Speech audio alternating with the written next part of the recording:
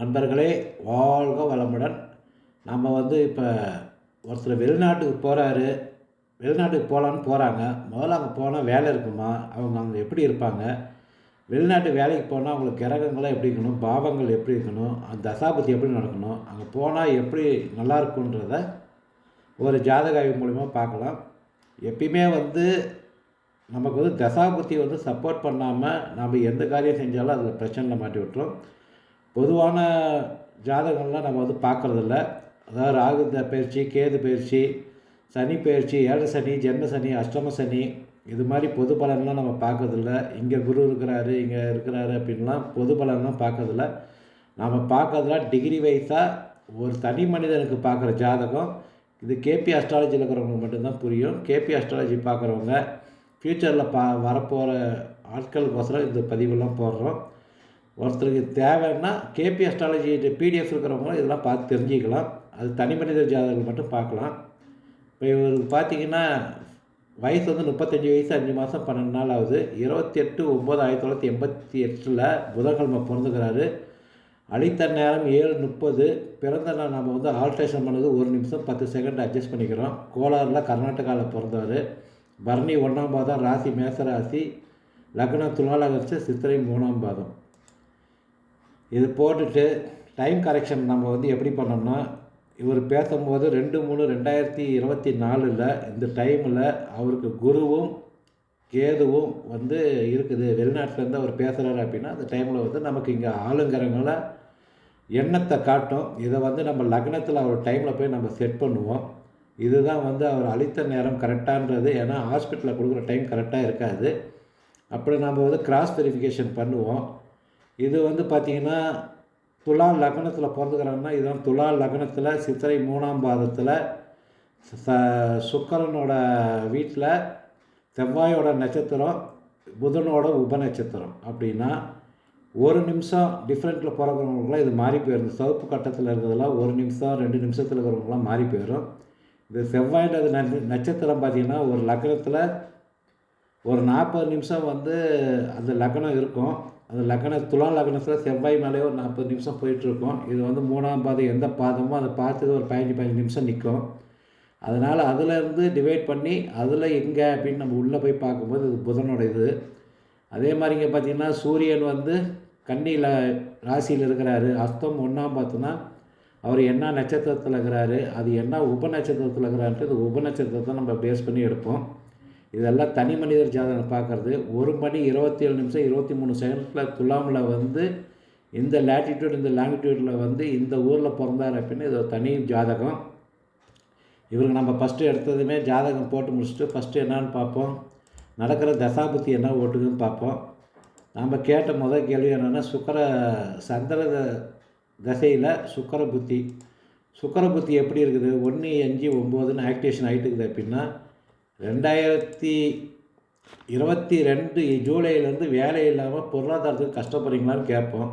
ஆமாம், வேலை எதுவும் இல்லை அப்படின்னு சொன்னால் தான் முதல்ல இது ஜாதகமே கரெக்டு.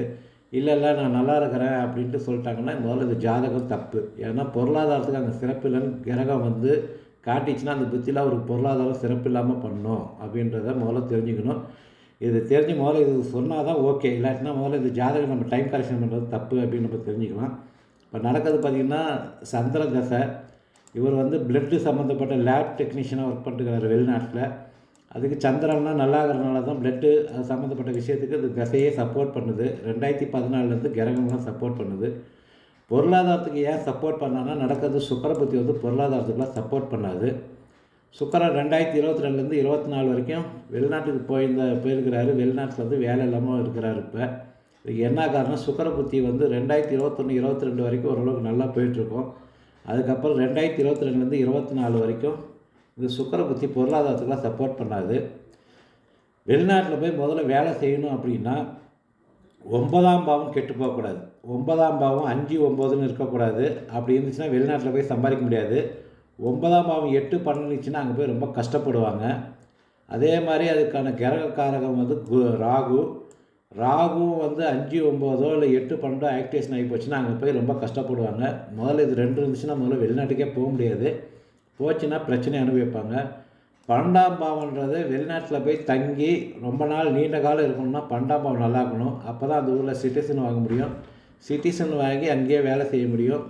அதுக்கான விஷயங்கள் 12ஆம் பாவத்தில் ஆக்டிவேஷன் நல்லா இருந்தால் தான் நடக்கும்.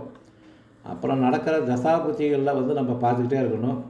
நடக்கிறது இப்போ வந்து சந்திர தசை வந்து அதுவும் வந்து நீர்க்கிரகம் தான் சப்போர்ட் பண்ணும். ஆனால் இப்போ நடக்கிற இது சுக்கிர புத்தி மட்டும் வேலைக்கு வந்து பெருசாக சப்போர்ட் பண்ணாது. வாழ்க்கையில் எப்போ தான் டெவலப்மெண்ட் கிடைக்கும் அப்படின்னா செவ்வாய் வரணும். 2024 9ஆம் மாதம் செவ்வாய் தசை வந்தால் தான் வாழ்க்கையில் பொருளாதார வளர்ச்சி எல்லாமே இந்த கிரகம் வந்து 100% வேலை செய்யும். அப்போ தான் வந்து 2ஆம் பாவத்திலேருந்து ஆக்டிவேஷன் ஆகுது. அப்போ வந்து பொருளாதாரத்தில் நல்ல வளர்ச்சியை கொடுக்கும். வீடு வாசல் சொத்து சுகம் எல்லாத்தையுமே கொடுக்கும். இப்போ பிஸ்னஸ் பண்ணிட்டுக்கிறாரு, ஒரு லேப் வச்சுக்கிறார். லேபுக்கும் கையிலேருந்து தான் காசு போட்டு இந்தியாவில் தமிழ்நாட்டில் போய் பண்ணிட்டுக்கிறாரு. அதுக்கு கையிலேருந்து தான் காசு போட்டுக்கிறான்ட்டுக்கிறாரு. என்ன காரணம்னா சுக்கிரபுத்தி வீக்காகிறதுனால கையில் இருக்கிற பணம் தான் விரயமாயிட்டு இருக்குது. இந்த சுக்கிரபுத்தி ஃபுல்லாகவே கையில் இருக்கிற காசு தான் விரயமாகும். சுக்கிரபுத்தி நடக்கும்போது இப்படி இருந்துச்சு அப்படின்னா முதல்ல தொழிலே நம்ம செய்யக்கூடாது. அதுக்கு தான் தசாபுத்தி எப்பயுமே பார்க்கணும். எல்லா கிரகமே நல்லா இருக்காது. ஏதாவது ஒரு கிரகம் கெட்டுக்குது அப்படின்னா அந்த நேரத்தில் நமக்கு பொருளாதாரத்தெல்லாம் வந்து வீழ்ச்சி கொடுத்து விட்ரும். இது வந்து எப்போ இருந்து சரியாகும்? 2024 2031 வரைக்கும் நல்லா கிரகங்கள் சப்போர்ட் பண்ணும். பொருளாதாரத்துக்கு சப்போர்ட் பண்ணுற கிரகம் வந்து பார்த்திங்கன்னா சூரியன் சப்போர்ட் பண்ணும், செவ்வாய் சப்போர்ட் பண்ணும், புதன் கொஞ்சம் சப்போர்ட் பண்ணும். குரு அதே மாதிரி வெளிநாட்டில் வேலை செய்கிறாங்கன்னா குரு நல்லா இருக்கணும். குரு வந்து பேங்க் பேலன்ஸுக்கு காரகன். பணம் வந்து பெரிய அளவுக்கு நமக்கு வந்து பொருளாதாரம் கிடைக்கணும்னா பொருளாதாரத்துக்கு தான் வெளிநாட்டுக்கே போகிறோம். முதல்ல அங்கே போய் இன்வெஸ்ட்மெண்ட் பண்ணி சம்பாதிக்க முடியுமானா குரு 12ஆம் பாவத்திலே இருக்குது. இந்த 12ஆம் பாவம் வெளிநாட்டிலே இன்வெஸ்ட் பண்ணி சொத்து சுகம் வாங்கிறதுக்கான வாய்ப்பெல்லாம் இருக்குது. அதெல்லாம் எப்போ நடக்கும் அப்படின்னா செவ்வாய் தசையில் வந்து குரு புத்தி வரும்போது 2026 27 தான் அது பொருளாதாரம்லாம் சம்பாதிக்கிறதுக்கான வாய்ப்பு கொடுக்கும். அதுக்கப்புறம் பார்த்திங்கன்னா ராகு தசை வருது. ராகு நல்லா இருக்குது. அதுக்கப்புறம் பொருளாதாரத்தை டெவலப் பண்ணும். அதுக்கப்புறம் குரு தசை வெளிநாட்டிலே வாழ்கிறதுக்கான வாய்ப்பெல்லாம் life long citizen green citizen வாங்கி வெளிநாட்டிலே இருக்கிறதுக்கான யோகம்லாம் இருக்குது. ஆனால் நடக்கிற டைமில் மட்டும் இப்போ நடக்கிற புத்தி மட்டும் வந்து ஃபேவராக இல்லை. லைஃப்பில் வந்து எப்பயுமே ஒருத்தர் வெளிநாட்டுக்கு போகிறாங்க அப்படின்னா முதல்ல ராகு நல்லா இருக்கணும், 9ஆம் பாவம் நல்லா இருக்கணும், 12ஆம் பாவம் நல்லா இருக்கணும்.